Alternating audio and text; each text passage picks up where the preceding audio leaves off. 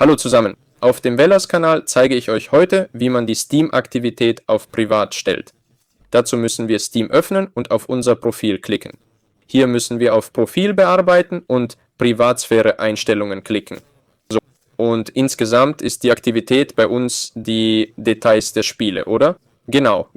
Man kann sie komplett privat stellen oder nur für Freunde. Und dieses Häkchen hier erlaubt es, eure Spielzeit im Spiel zu verbergen.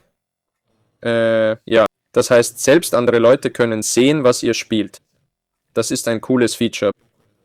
Probiert es aus. Wenn ihr alles komplett verstecken wollt, klickt auf mein Profil, klickt auf Privat und fertig.